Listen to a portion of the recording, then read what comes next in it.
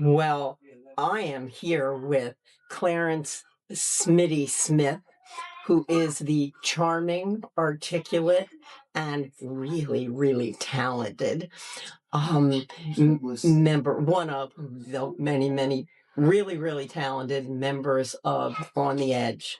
Now, Smitty played with them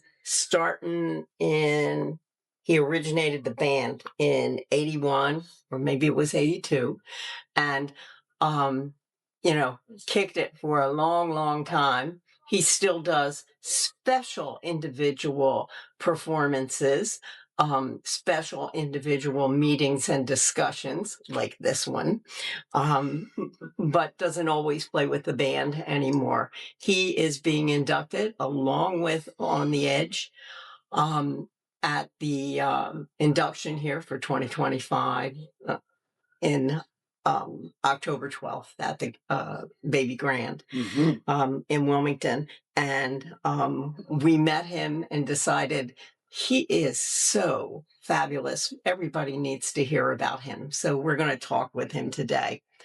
Now, did you go to school in Delaware? Are you from Delaware? No, I went to school in Salisbury, Maryland. Okay, around the corner. Yes. I graduated from Wycomico Senior High School in 1969. Okay. And I worked very diligently. I was in the school band. That's where my musical I was just going to ask you. Preparation really started. In the sixth grade, as I began to say, my mother wanted me to play piano. Okay. So I took piano lessons from like the fourth or fifth grade until I graduated. Wow. Yes. So, as a matter of fact, I have a TS-10 and keyboard that I normally play. But now it's, they got all this module stuff that's out and about and real. You can just walk in with the software and you're up and running. So that's what I did. Reluctantly, I got to do a lot of work with a lot of people. Now, in your family, I'm going to interrupt you just for a second because I don't want to forget to ask, were there other musicians? Yes, my mother sang with the Jack Burkett Orchestra. Whoa. Yeah. Wow. Yeah, she got to work with a lot of the big boys. Good genes. Yeah. Yeah, my daddy couldn't whistle though. Oh man. But he was a very providing person.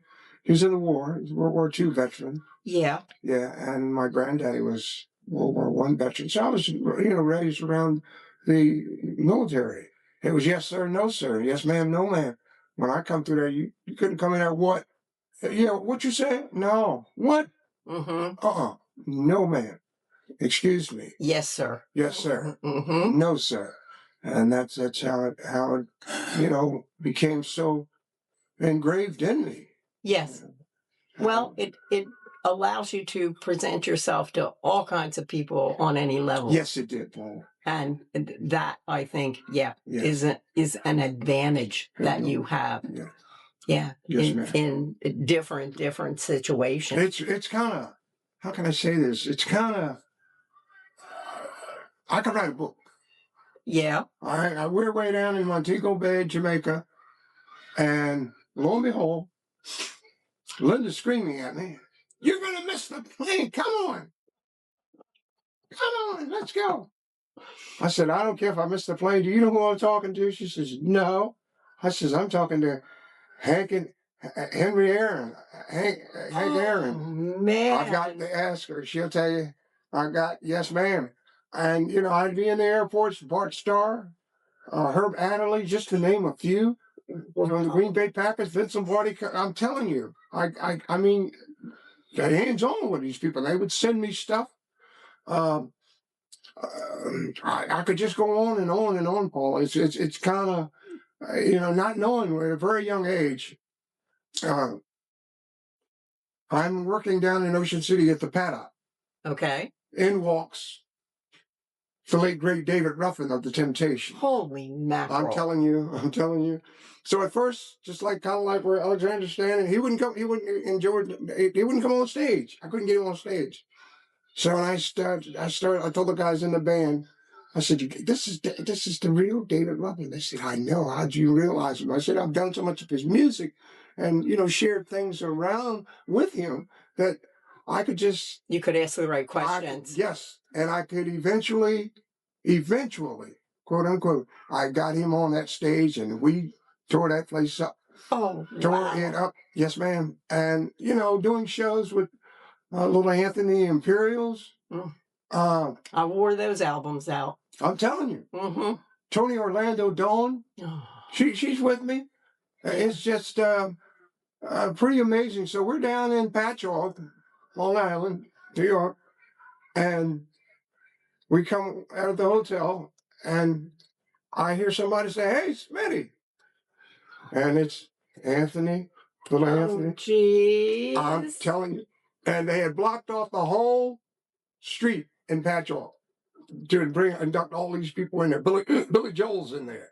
Okay. Little Anthony Imperial's in there. Um, oh, what's that girl's name? Donna Summer. Oh, okay. I'm telling you. So, and I didn't, not knowing Right. where this Right. was taking me. And I was doing a lot of work up in the Catskills. I worked at a place called the Villa Roma for Marty Passante. As a matter of fact, he was the owner and general manager. And he eventually got me to do his wedding reception and stuff like that. I was doing all this stuff. And like I said, I worked for our president over in Atlantic City, doing all the fraternal orders for the chief of police. Gotcha. Yes, ma'am. Gotcha. And it worked me, and honest thing that I really didn't like, you play so late, and you wouldn't get off till 4 o'clock in the morning. Oh, geez. So I'm like, oh no, this Right. is a little too much for me. And then my sleep system was kind of jagged, and I'm like, oh gosh, now I got to be right on stage again at 8:30 or 9 Before you o'clock. turn around. Yes, ma'am. Yeah. So I did what I had to do, but nevertheless, I'm still here, and I did my very best, and I just loved doing it. I really did, and playing with the guys that I played with. Edgar's been with me. Edgar's been with me 26, 27 years. Wow. Yes. And I worked, like I said, there in Ocean City at the Clarion. It was a Sheraton when I first went in there. Okay. For Dr. Lenny Berger, and he owned also the Ocean Club. Okay. Yes, so I was doing between the two of them, Mm-hmm. and then going out of state, and I'd be in, oh my Lord, upstate Mahwah, New Jersey, Inglewood, Hackensack. I would just be in so many places. I would be performing in so many places that really gave me an insight of what I wanted to do in my life. Mm-hmm. And like I said, I wanted to always give back to the children to influence them. I know that children really matter to you. Yes, they do. Mm-hmm. Just like him. Yes. He means the world to me. I mean the world. Yes. Yeah. And I try to involve him. I like the fact that you came up in a situation that some kids would consider restrictive, where you were expected to say, yes, ma'am, no, ma'am, follow the rules, be on time when you said you were going to show up, do what you were supposed to do. Yes, ma'am. And you've had incredible successes. So the idea of breaking out for a kid to break out and sell drugs to try to get forward, you're the example of how it can be done. Yes, ma'am. And that Thank you. don't need to get wild and crazy. Thank you. You just need to be constructive, and look what the side effect it has given you. Yes, the Paul. Side effect is to be easily so connected with people. Sure. I did. And meeting all these people because you knew how to be respectful. Yes. And I demand that. And, I tell you, like my nephew, the ones that so in Germany, they were really kind of, they didn't have the upbringing that I had, so I had to be the dad and the mother. Okay. So, I saw where he went on his own and did what he did on his own. Yeah. It's like now I can call him right now and say such and such and such and such. And he'll say to me, Uncle Junior, I appreciate all you did for me to keep me this way and make me and engrave me this way. I said, well, I didn't have to bust your butt or, Right. get in your face and intimidate you. I stayed there for you. I said, if I had to do it again, it's no problem. Gotcha. Yeah. I love his wording. Engrave me. Yeah. Engrave me. Yeah. Yeah. Yes, I am. It's certain things are engraved within me. And you know what I did this morning before you all got here? What did you do this I morning? sat down and read my Bible. Okay. And got your inspiration. I'm serious. For the day. I'm serious before I go to bed. You see that little? That's my little promise Bible right there. I kneel right down. Give thanks to God and His Son Jesus Christ. Yes, and it's made me. It's made me a better person. I see things going on, and not knowing I was going to meet Alexandra, not knowing I was going to meet you, George, and you, Paul, you and your husband and wife, and the things that I want to do in life, I want to give back. I want to help a cause out here. If I see you getting ready, like a child come up on the driveway and they want to, hey, you got any gasoline I can borrow? No, I don't have any gasoline. My stuff doesn't run on gasoline. But I'll tell you what I'll do. I'll give you a ride to the and give you a couple of dollars. And they are so locked in on me. They say, hey, Mr. Smitty, how you doing? I say, hey, buddy, how you doing? What's going on? And it's changed my whole input. Emphatically it has. I mean, it's the facts. Well, it creates a security for you. Yes. Yeah. And they'll tell, look, I've gone away from here. I'm going to tell you this is the truth. I don't even want to tell you what's in that garage. All the equipment. Sound. I'm serious. I got so much sound. I've got it's AI stuff in there. That I can set right here on my phone or my laptop and dial it in. How many decibels are? I want to change the EQ on the mids and this, that, the other. I have that. He's talking your stuff, Alex. And and I'm there. And you know what I did? I left here. Linda and I left and going to see my grandbaby and that little boy and left the garage door wide open. Wide open. And nobody touched it. Not a thing. There you go. So that's what I'm saying. I'm in a safe environment. Like people say, don't you miss being down in Salisbury? I says, no, look, I don't have time for that retrogressiveness. I can't do that anymore. Yeah. I don't want to be. And if you want a taste of it, you can always go visit. I can go down home. That's not too far. No, ma'am. Not too far at all. No, ma'am, that isn't far. Right next to you is this beautiful flute. Yes, it is. Okay. Yeah. And I know you play piano. Yeah. I know your voice is a remarkable Thank you, instrument. Okay. Would you play just a little bit for us? If you'd like me to. Yeah, just play a little. It's been a while since I played it. Okay.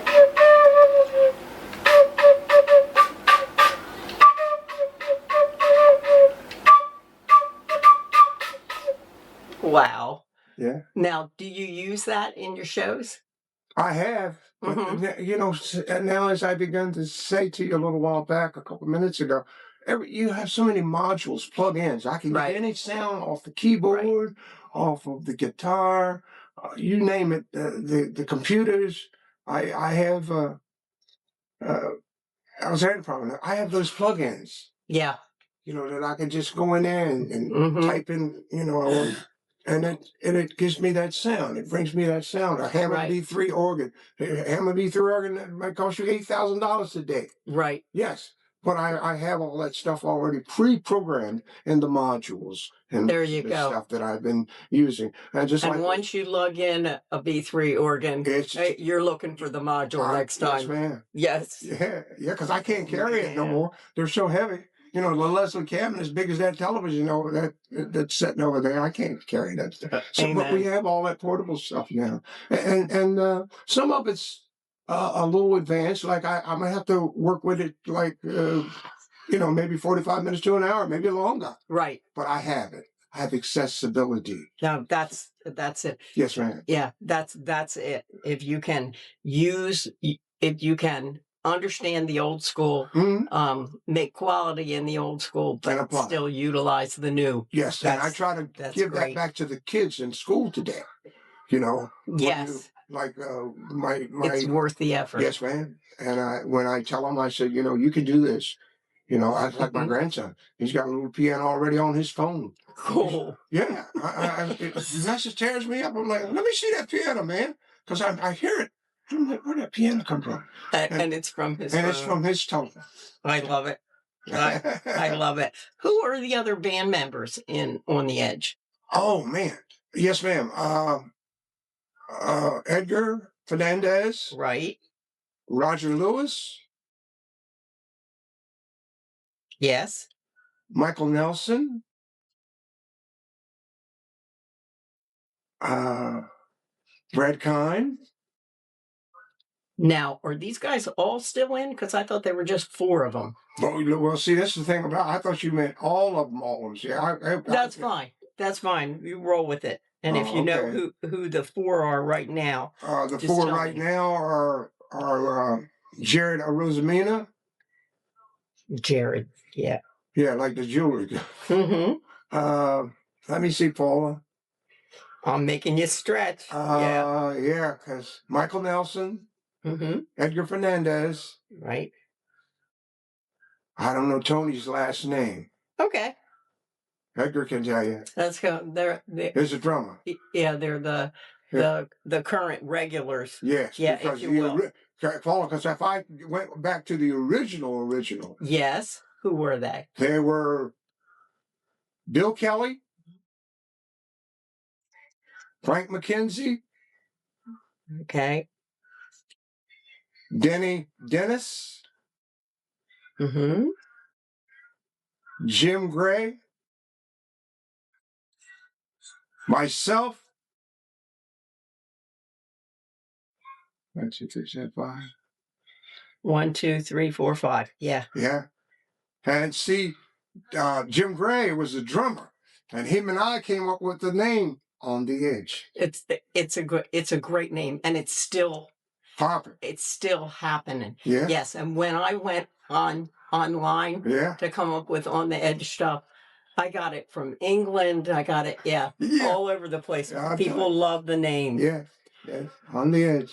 Because I wanted to, first we threw out the name Lash LaRue. You remember the Western Cowboy Lash LaRue? Man, I'm telling you, yeah. Yeah. And they still like that. So I started writing a couple of songs. And it's pretty intense. And when I think about it, I get so emotional. Because it's like, I don't want to write about our last days, but we are living in our last days. Mm-hmm. And it's in emphatic ways that we live in, you know, and so much exists out there today, and that's where I'm at.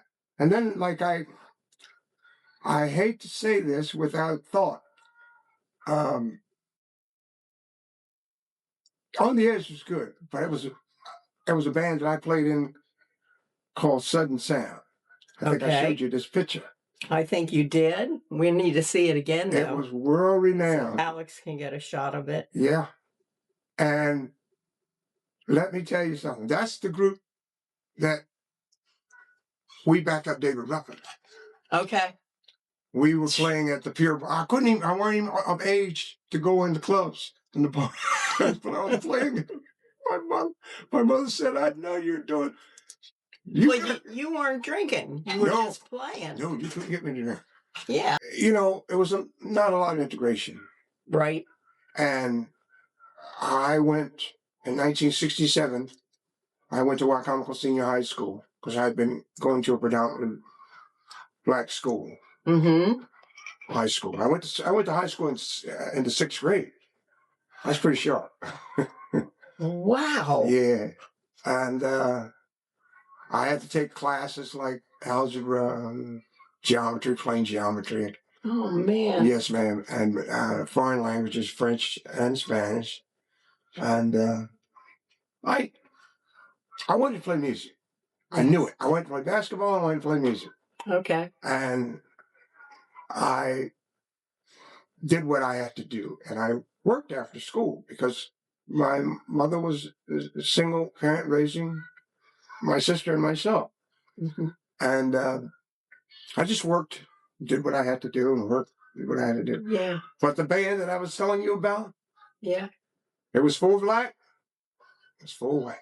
Was it Sudden Sound? Sudden Sound. Yeah. Okay. Amazing. And them are real horns, and not just. Don't get me wrong. Nice. What we're doing with On the Edge, That's good stuff. it's good stuff.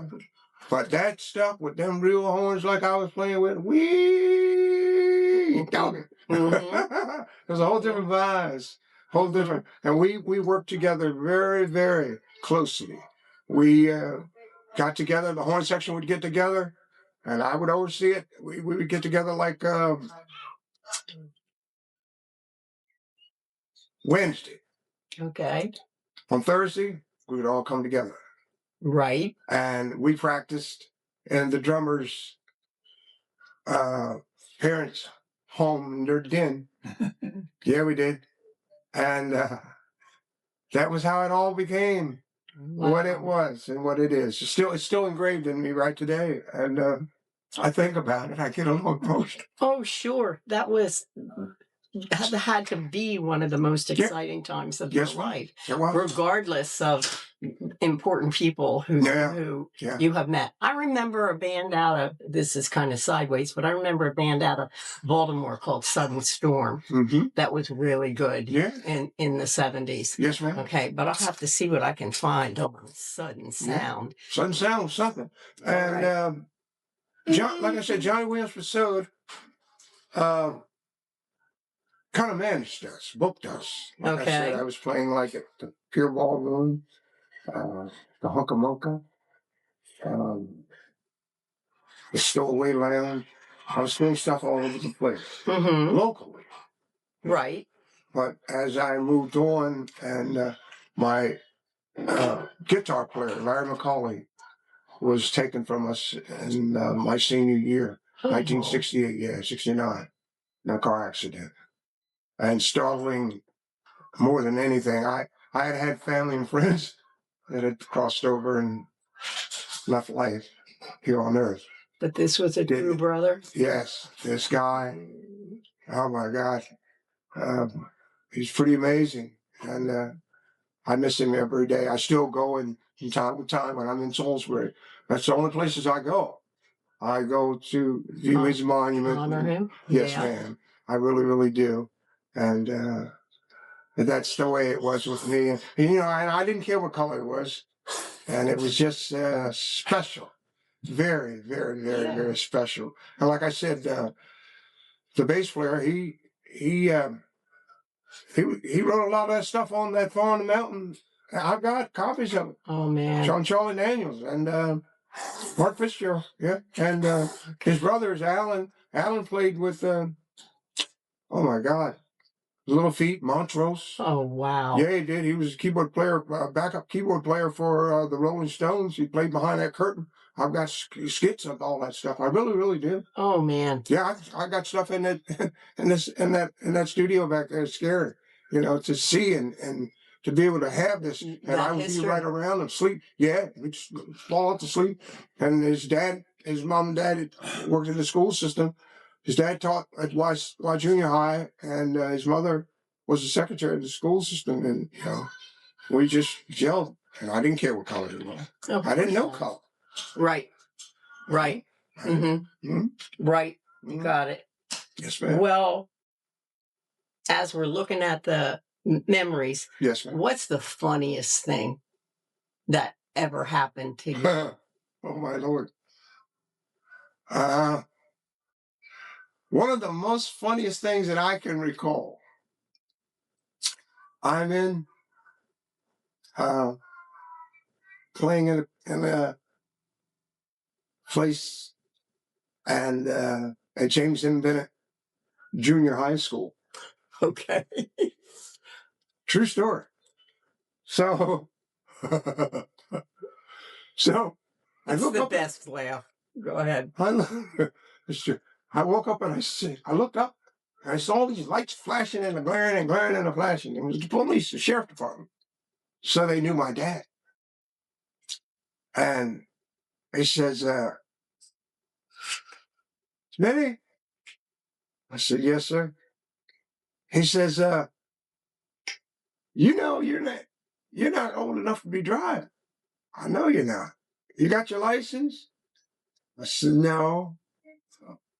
He said, well, I'm going to tell you right now. Where's Clarence? I said, you I laid down. He said, I'm going to follow you home. Right down that lane. Because we lived on State's Attorney Hamilton P. Fox's property. So we tend to horses and chicken. Okay. It was money. I used to cut the pastures with a bush hog. You know. Wow. Yeah. Yeah, I did. Okay. Yeah, I had an old Ford tractor. I can see that tractor just plain as I can see us. I can't tell you what year that thing was, but it was older It than was older than dirt. and you know Yeah. it. Yeah. So anyway, he says, I'm going to follow you home. In fact, that lane probably went from here to the edge of this development. Yeah. He said, I said, you going to give me a ticket? You going to tell my daddy? He said, no, I kind of like you. Oh. I said, I hope you won't have to worry about it no more. When I got my driver's license, I went and found him. Yes. Made a call. His name was Harry Powers. He said, Sheriff's Department, can I help you? I said, yes, I'm Clarence Smith Jr. I said, I'm trying to contact Mr. Harry Powers. He said, you can leave him a note. He's leave him a message. He's out on the road. So, a day went by. Yeah. And all of a sudden, I get this call.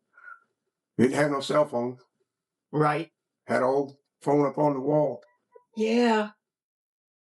With a long cord. Yes, ma'am. Mm-hmm. He says, Smitty? I said, yes, sir. This is Harry Powers. I said, hey, Mr. Powers, how you doing? He said, I'm doing pretty good. How's Clarence? I said, Dad is fine. I told you. He said, what can I do for you? I said, I got my license. Oh, geez. Did he crack up laughing? Man, he did. he said, it was so funny. Oh, He said, I can't believe you. I thought something was wrong with your dad or Dolly, your mother. I said, nothing's wrong with him. Nothing's wrong with him. I said, I just wanted to let you know. I'm legal. I can drive. Oh. Gas was 16 cents a gallon. Oh, man.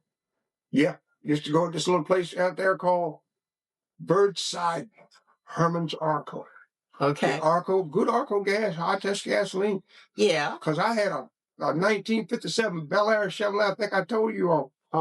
Pink and white. You could, let me tell you. What did I say when you came out and you were dressed? I said, so fine. Yeah. Yep. Same thing. Yeah. So fine. Cruising in that. I'm telling you. And in look, that pink it was and white. Yes, ma'am. Pink and white. And she was straight shift on the car. Yeah. Cruise shift, you get on the automatic or yeah. you had to shift. Yep. Yeah. So I that's how I came up. Kind of like that, and once Mr. Fox, he took a real liking to me, you know, and like every other week I'd cut that pasture, so I saved my little money, you know. He paid me, man, that was a lot of money. Make $50 back in them days. Yeah. What?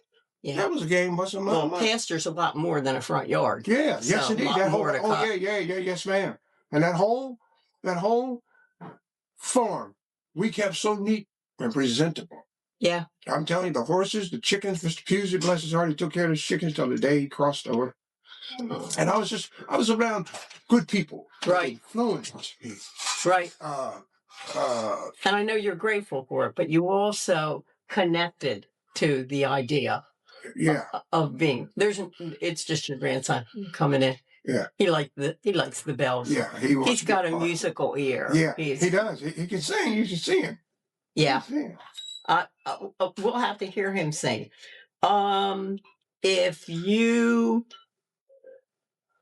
Who's the biggest celebrity you ever sang with? Toby. David Ruffin. David Ruffin. Yep. David was something. So fine. My Lord. Mm-hmm. With his voice, man, his voice was just, when I heard him on record Yeah. in reference to hearing him live. Yes. Oh yeah. Oh, oh, oh my Lord. Mm-hmm. It was like it was golden. Yeah. And he said, you know, this is what he left me with. He said, the things that I'm doing, you can do, but you can do better. And he left me with that. I got the autographs and everything. You should see it. Yeah. Yes, ma'am. Wow. I kept that, and it's engraved. I sing. It's like people say to me, how can you sing without music? I do a cappella. Right. You know, I guess you say, what can make me feel this way, my girl? When I start singing like, they say, Dagon, you don't need no, You don't need I an really instrument. don't, because You I'm are the ear pitched. instrument. Yes, yeah, and Mm-hmm. and that my mother pushed me to play that piano, and my ear is so pitched. Oh, it was never going to be a waste. No, Understanding music, you know, being introduced to that Yeah. whole world. yeah, You to know. write it, arrange it, and produce it. That's like I've done. Yeah, And but I don't care if you'd only taken 2 years worth of lessons. It welcomes you into a world that people who do not have Have a clue. that experience No, don't ma'am. know. Yeah, don't know. Well, where could we see you perform now? I'm coming tomorrow at Harrington for Heritage Day. At 1 o'clock, I'm going to perform. And I leave there for a couple of days, and I have a couple of days off. And I've got to come into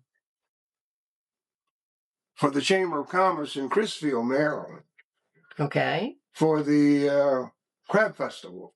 Okay. Man, it's like 3,000 or 4,000 people out there. Yeah, I was thinking that Oh my sounds Lord! that sounds like a big deal. It's What else? Give me some names of things that are popping up sometime soon. that I do. Yeah. Oh, I do the City of Milford Library, and right here in Milford, Delaware.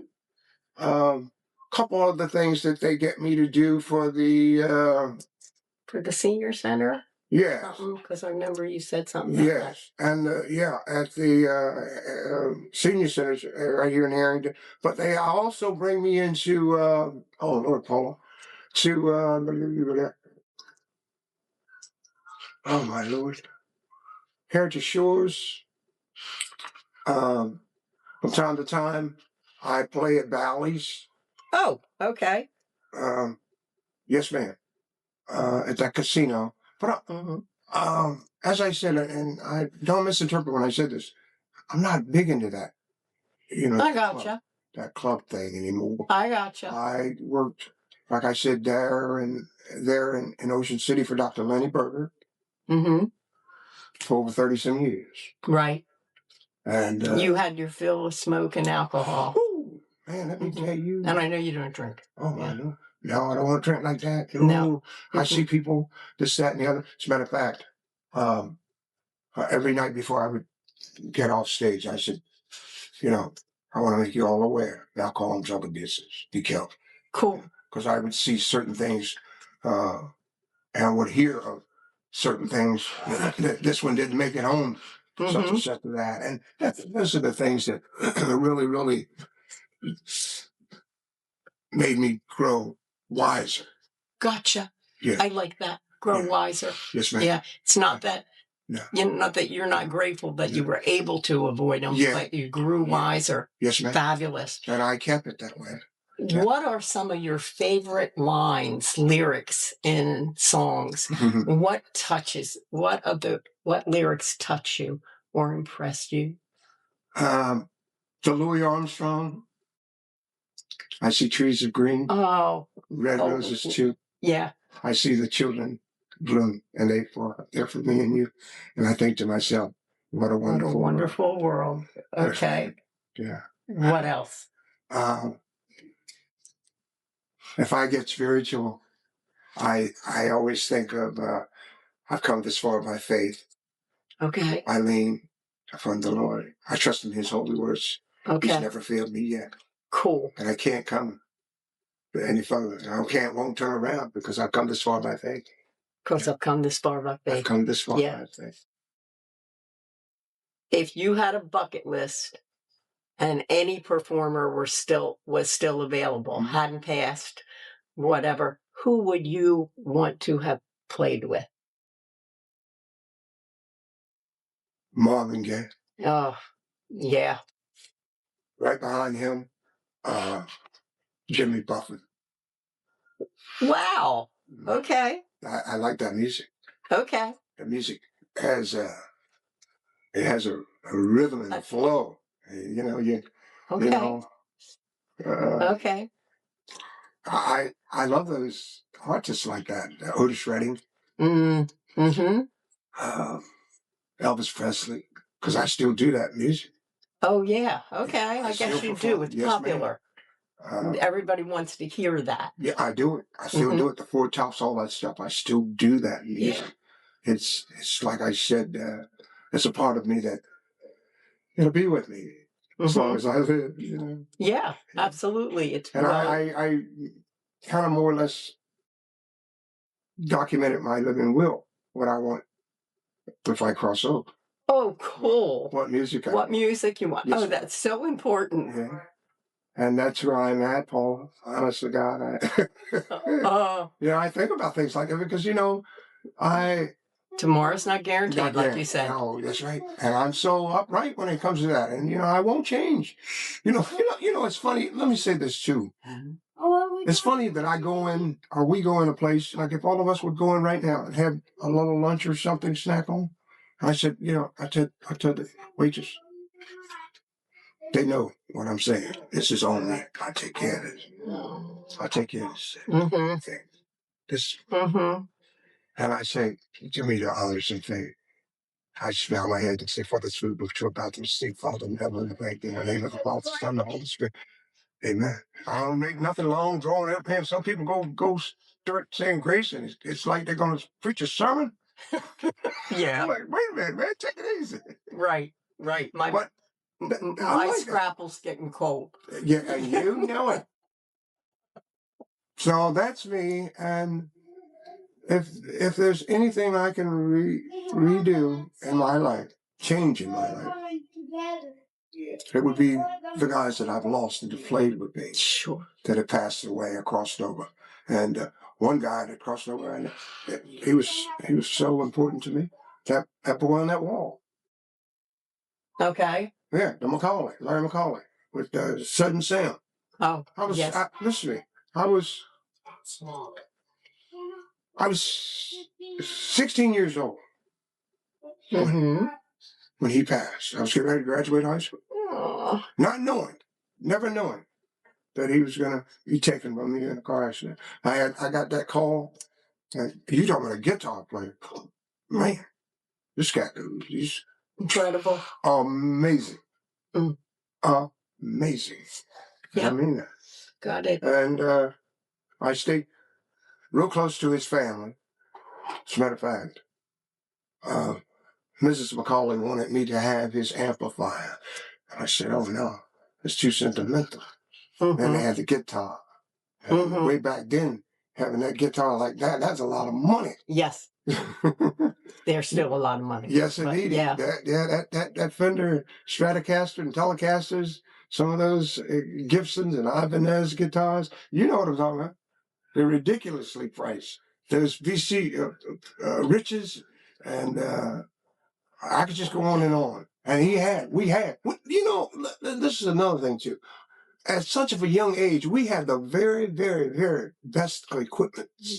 Microphones, amplifiers, speakers, monitors. A lot of people weren't even into monitors. Right. When I was young, Plus, like now, people, they think I have a cheater. It's in-ear monitor. I've lost a certain percentage of my hearing from where I played in these bars and clubs. So right. So I wear in-ear monitors. Yeah, and I tell people all the time, why you got to play that music that loud? I can't stand it in these cars. I tell my grandson, hey, turn it down. Mm-hmm. Turn it down. Make it background noise. Yeah. Yeah, make it background noise. So things. Anybody who can get to see you perform needs to do that. Okay. They know that they can see you perform with On the Edge at the induction, but anybody who can get to see you perform, you are an absolute treasure. And Delaware's lucky to have you. Yeah. Blessings.